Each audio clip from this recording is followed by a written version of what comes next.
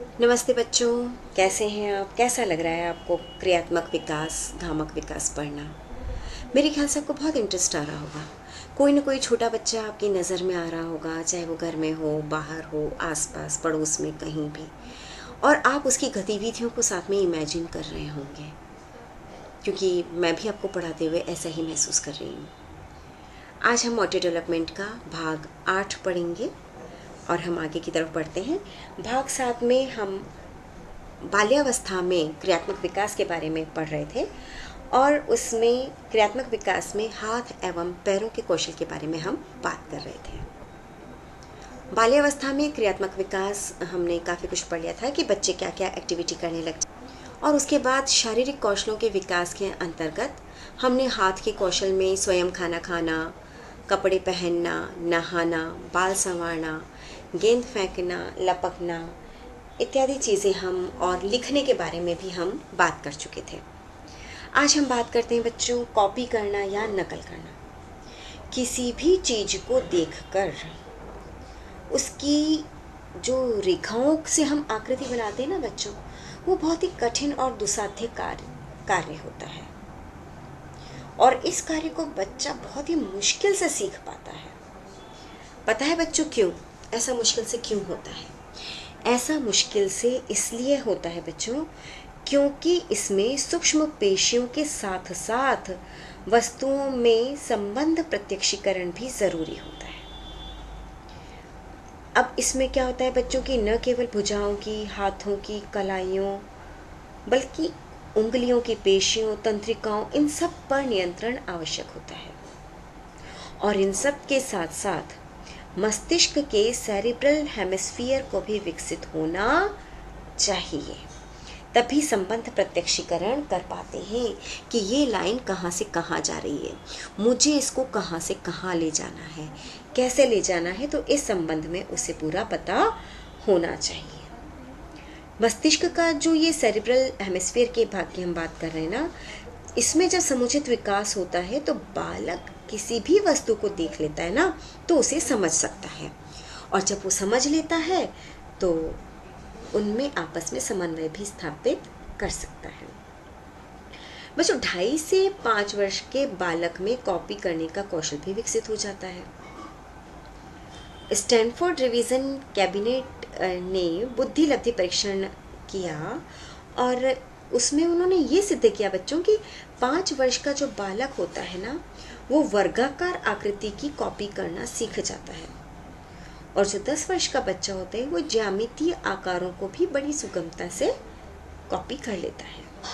क्योंकि बच्चों जैसे जैसे बालक का शारीरिक और मानसिक विकास होता है, उसकी आयु में वृद्धि होती है, और उसको अगर सही समय पर शिक्षण प्रशिक्षण मिल जाता है, सीखने का अवसर मिल जाता है ना, तो वो कौशलों को आसानी से सीख जाता है।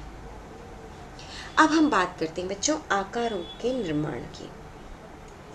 3 वर्ष का जो बच्चा होता है वो ब्लॉक से कई प्रकार की आकृतियों का निर्माण करना सीख जाता है। बच्चों आपने कभी नोट किया, जब आप खिलौनों की दुकान पर जाते हैं तो वहाँ लिखा हुआ होता है कि खिलौने के डब्बे पर लिखा हुआ होता है कि 1+, 2+, 3+ age, 3 to 5 year age, 6 year age. वो क्यों लिखा होता है?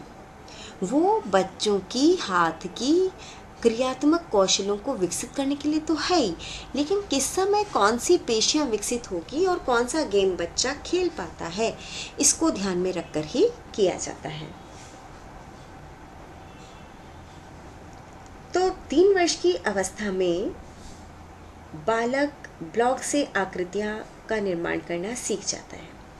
पहले तो बहुत छोटे छोटे ब्लॉक और सामान्य सी आकृति बनाता है, बहुत सिंपल सिंपल साधारण सी।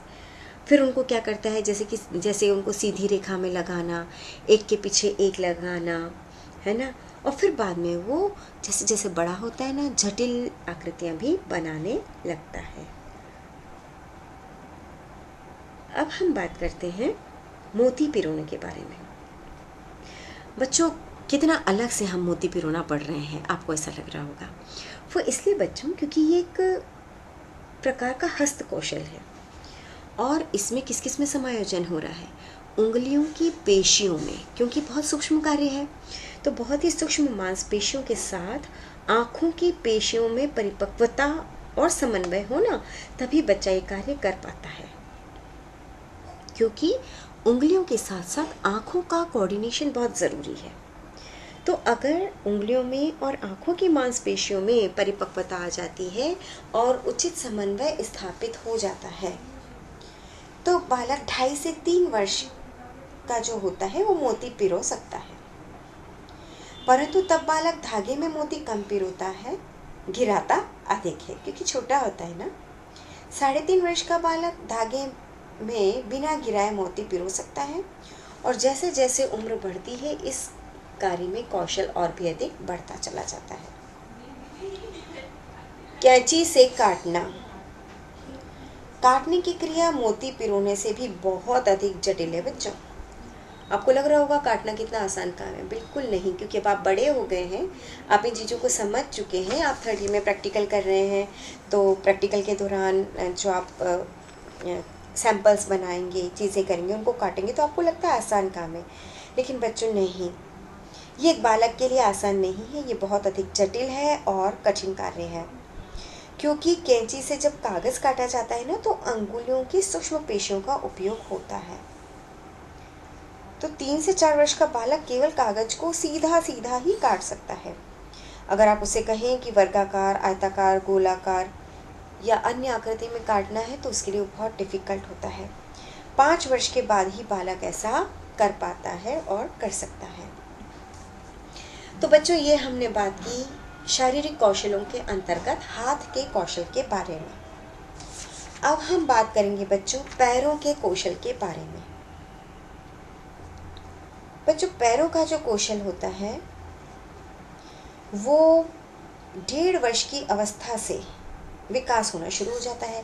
क्योंकि कल हमने पढ़ा था हमारे पिछले लेक्चर में, यानी कि भाग 6 में, अगर आप ध्यान से पढ़ेंगे बच्चों, तो मैंने आपको उसमें पढ़ाया था कि पैरों के कौशल का विकास कैसे होता है। बच्चा कब खड़ा होना सीखता है?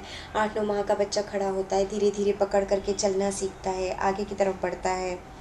2 वर्ष का बालक जो होता है ना, वो दाएं बाएं, आगे पीछे दोनों प्रकार से चल सकता है। और कभी कभी पता है, अपने आप को अच्छा दिखाने के लिए, अटेंशन लेने के लिए वो क्या करता है, एक पैर पे भी खड़ा हो जाता है। लेकिन कई बार उसे फिर सहारे की ज़रूरत भी महसूस होती है। और जो 3 वर्ष का बच्चा होता है, बिना सहारे के एक पैर पर खड़ा होता है और उसको लगता है कि उसने बहुत अच्छा अचीवमेंट किया है, बहुत अच्छा काम किया है, तो घर वालों का ध्यान भी वो अपनी ओर अट्रैक्ट करता है, उन्हें दिखाना चाहता है कि वो क्या कर रहा है। और 4 वर्ष का बालक जो होता है ना बच्चों, 1 फीट की ऊंचाई से कूद सकता है। 5-6 वर्ष का बालक रस्सी के एक पार से दूसरी पार चला जा सकता है। और ज़मीन पर चौक द्वारा जो लाइन बनाते हैं ना खेलने के लिए बच्चों, उस पर अपना संतुलन भी बना लेता है। तो पैरों के कौशल के अंतर्गत बच्चों दौड़ना, कूदना, उछलना, छलांग लगाना, चौकड़ी भरना, सीढ़ी चढ़ना, तैरना, 3 पहिए वाली साइकिल चलाना इत्यादि क्रियाएं आती है। अब इसमें हम सबसे पहले बात करेंगे दौड़ने की। बालक जब बच्चों चलना सीख जाता है, और चलना भी ऐसे नहीं कि गिर रहा है, चल रहा है, ऐसा नहीं बच्चों, जब वो अच्छी तरीके से चलना सीख जाता है ना, तो उसके अंदर दौड़ने के कौशल का विकास होता है। शुरू में तो बच्चा दौड़ता है तो बार बार गिरता है, क्योंकि उसका शरीर जो होता है ना, उसके तेज कदमों के साथ संतुलन नहीं बिठा पाता है, तो वो गिर जाता है। लेकिन 3 वर्ष का बालक थोड़ा थोड़ा दौड़ने लगता है और वो बहुत खुशी महसूस करता है। बच्चों, आपने देखा छोटे बच्चों को दौड़ते हुए? 2.5-3 साल के बच्चों को आप दौड़ते हुए देखिए, उन्हें दौड़ने में बड़ा आनंद आता है। हमें ऐसा लगता है कितना उछल करके, कूद करके बच्चा दौड़ रहा है। बहुत ही मनोहारी क्रियाएं होती है बच्चों। इन बालकों की गतिविधियों को देखना बहुत सुंदर और अच्छा लगता है। तो वो जब दौड़ता है तो दौड़ने में प्रसन्नता का, सुख का, आनंद का अनुभव करता है। और पता है बच्चों, वो बिना बात ही इधर उधर दौड़ता है। माता पिता रोकते हैं, घर में बड़े उसे रोकते हैं कि भाई इधर उधर दौड़ रहे हो, थक जाओगे, लेकिन वो बिना मतलब इधर उधर दौड़ता रहता है, गिरता रहता है, भागता रहता है, और उसको इन क्रियाओं में बहुत मज़ा आता है, वो एंजॉय करता है। गिरने पर उसे घुटनों, कोहनी, सिर में चोट भी लगती है, लेकिन बच्चों धीरे धीरे, क्योंकि बच्चा है ना, वो भी अपनी मस्ती में होता है, और होता क्या है कि अभ्यास से उसको अच्छे से दौड़ना सीख लेता है। 5-6 वर्ष का बालक बहुत अच्छे से दौड़ लेता है और दौड़ वाले खेलों में भाग भी लेता है, क्योंकि बच्चों 5-6 वर्ष की जो उम्र होती है ना, इस अवस्था में पैरों की मांसपेशियां इतनी विकसित और परिपक्व तो हो ही जाती है बच्चों कि उसके जो गिरने की संभावना है ना वो कम हो जाती है, वो नगण्य हो जाती है।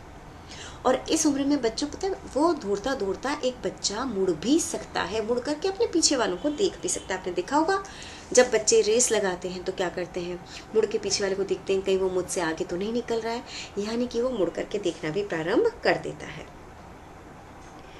दौड़ने की क्रियाओं में बच्चे के उस बालक के शारीरिक रचना, गठन और स्वास्थ्य इन सब पर निर्भर करता है। बच्चा अगर बहुत मोटा है, हेल्दी है, तो उसका शारीरिक भार इतना ज़्यादा होता है कि वो तेज कदमों से संतुलन ही नहीं बिठा पाता और फलतः बच्चा गिर जाता है। लेकिन जो दुबले पतले बच्चे होते हैं ना, वो बच्चे थोड़ा सा तेज गति से दौड़ने लग जाते हैं।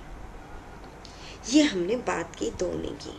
अब हम बात करेंगे कूदना, उछलना, छलांग लगाना और चौकड़ी भरने के बारे में। बच्चों ये जो सारी क्रियाएं हैं ना, कूदना, उछलना, छलांग लगाना, चौकड़ी भरना, ये सब क्रियाएं अगर हम देखें ना बच्चों, तो ये दौड़ने का ही एक अलग स्वरूप है। 2 वर्ष का जो बच्चा होता है वो कुछ कठिनाई के साथ और असंतुलन रूप में थोड़ी थोड़ी दूरी पर कूदने का प्रयास करता है। आपको ऐसा लगेगा जैसे चिड़िया उछल के चलती है ना, वैसे बच्चा चल रहा है। वो क्या करता है, थोड़ा थोड़ा चलने के साथ साथ, दौड़ने के साथ साथ हल्का हल्का कूदने का भी प्रयास करता है, और ऐसे में क्या होता है, वो गिर जाता है। लेकिन 4 वर्ष का बालक आराम से ऊपर से नीचे कूद लेता है, और 5 वर्ष के बालक को तो कूदने की स्टाइल भी आ जाती है कि किस ढंग से हम कूदेंगे तो हमें चोट नहीं आएगी, हम नहीं गिरेंगे। धीरे धीरे उनमें समझदारी और होशियारी आने लग जाती है। उछलने और छलांग लगाने का जो कौशल है, अगर बच्चों आप ध्यान से देखो तो उछलना और छलांग लगाना जो है ना, ये कूदने का ही थोड़ा सा हम ये कह सकते हैं कि एक परिष्कृत रूप है या परिवर्धित रूप है। 3 वर्ष के बालक में उछलने, छलांग लगाने के कौशल का विकास होना प्रारंभ हो जाता है। बच्चा थोड़ा थोड़ा उछल भी लेता है और थोड़ी थोड़ी सी छलांग भी लगाता है, लेकिन गिरने की संभावनाएं भी पूरी होती है। लेकिन 4 वर्ष का बालक उछलते उछलते मुड़ भी लेता है, और रास्ते में अगर उसको कोई हर्डल दिखता है ना, मतलब कोई बाधा नजर आती है ना, तो वो उसे भी पार कर लेता है। शुरुआत में तो क्या होता है बच्चों कि बालक अपने दोनों टांगों से उछलने और छलांग लगाने का प्रयास करता है, एक साथ दोनों टांगों का एक साथ प्रयोग करता है। लेकिन जब वो 8 वर्ष के करीब का होता है ना, तो वो मेंढक की तरह छलांग लगा सकता है, और 9 वर्ष का बालक छलांग पीछे की तरफ भी लगा सकता है, उछल जाता है। लेकिन बच्चों इन सब चीज़ों में अभ्यास, प्रशिक्षण और बालक कितना ज़्यादा खेलता कूदता, उछलता कूदता है, इसका होना बहुत ज़रूरी है। क्योंकि कुछ बालक स्वभाव से ही ऐसे होते हैं कि उनमें इस प्रकार की आदतें बहुत ज़्यादा होती है, तो वो बहुत उछल कूद करते हैं, तो उनके लिए ये सारी चीज़ें बहुत आसान हो जाती है। लेकिन जिन बालक को बहुत सोफिस्टिकेटेड रखा जाता है ना बच्चों, पेरेंट्स के द्वारा, कि ऐसे मत करो, लग जाएगी, ऐसे नहीं कूदना चाहिए, वो नहीं करना चाहिए, वो नहीं, हाँ बालक का हमें ध्यान रखना है, रखना चाहिए, लेकिन उसकी क्रियात्मक गतिविधियों को हमें रोकना नहीं चाहिए। वो सेफली कर रहा है, आप उस पर नज़र रखें कि कहाँ उसको चोट लग सकती है, वहाँ आप उसको रोकें। लेकिन इसके अलावा उसे स्वतः अपनी शारीरिक गतिविधियों को, क्रियात्मक गतिविधियों को करने की स्वतंत्रता देने से ही बालक इस प्रकार के क्रियात्मक कौशल अच्छे से कर पाता है, और उसी के द्वारा वो आगे भी बढ़ना सीखता है, और फिर कई प्रकार के गेम्स में वो पार्टिसिपेट भी करता है। बच्चों अगर हम रस्सी कूदने की बात करें तो 5 वर्ष का जो बालक होता है वो थोड़ा थोड़ा रस्सी कूदना सीख जाता है। अब वह कभी आगे की ओर, कभी पीछे की ओर, कभी घूमते हुए, गोल घूमते हुए, सभी क्रियाओं से रस्सी कूदने का प्रयास धीरे धीरे करने लगता है। 8 वर्ष की उम्र तक ये अच्छा हो जाता है। और शहर की जो लड़कियां होती हैं 5 वर्ष की अवस्था में रस्सी कूदना सीख जाती है, और लड़कियां इस कार्य को लड़कों की अपेक्षा थोड़ा सा जल्दी और अच्छे से कर लेती हैं। अब हम बात करते हैं चौकड़ी भरने की। घोड़े की तरह वेग से तेज दौड़ना, सरपट भागना, ये सब क्या है बच्चों? ये कूदने का ही एक विकसित रूप है, परिष्कृत रूप है, परिवर्धित रूप है, जिसे कि बालक 6 वर्ष की अवस्था में सीखता है। पहले तो बच्चों को क्या होता है कि तेज गति से नहीं भाग सकता है, क्योंकि जो उसका शरीर होता है ना, वो उसके शरीर का भार तेज कदमों से समायोजन नहीं कर पाता है। लेकिन 8 वर्ष का बालक चौकड़ी भरते भरते किसी भी दिशा में मुड़ जाता है और कहीं भी जा सकता है। उसके बाद हम बात करते हैं बच्चों सीढ़ी चढ़ने की। हमने आपको बताया था कि बच्चा रेंग करके चलना कब सीखता है, क्योंकि जब बच्चा रेंग करके चलने की क्रिया करता है ना, उसके साथ ही उसके अंदर सीढ़ी चढ़ने के कौशल का विकास हो जाता है। चौपाई की तरह चलता है, हमने बताया था आपको। तो जब बच्चा रेंग करके चलता है तो हाथों और घुटनों की सहायता से सीढ़ी पर भी चढ़ जाता है। लेकिन बच्चों पता है क्या, बच्चे के लिए सीढ़ी चढ़ना तो आसान है, लेकिन सीढ़ी से उतरना उसके लिए बहुत डिफिकल्ट होता है। वो सीखता है वो 1.5 से 2 वर्ष में, और चढ़ना उतरना दोनों ही क्रियाएं अच्छे से कर लेता है, और अच्छी तरह से और वेग से 3-3.5 वर्ष का बच्चा सीढ़ी आसानी से चढ़ पाता है और उतर भी पाता है। प्रारंभ में तो जब बच्चे सीढ़ी उतरते हैं ना, आपने नोट किया कैसे उतरते हैं, उनका मुंह कहाँ होता है, सीढ़ी की तरफ। और फिर क्या करते हैं, पहले अपने एक पैर को निचली सीढ़ी पर रखते हैं, वो भी डरते डरते, और जब तक सीढ़ी उनके पैर को टच नहीं होती ना बच्चों, तब तक वो अपने पैर को वापस ऊपर उठा लेते हैं। फिर धीरे धीरे एक पैर से सीढ़ी को टच करते हैं, फिर बहुत धीरे धीरे अपना दूसरा पैर सीढ़ी पर लाते हैं, फिर अपने हाथों को पीछे की ओर लाते हैं।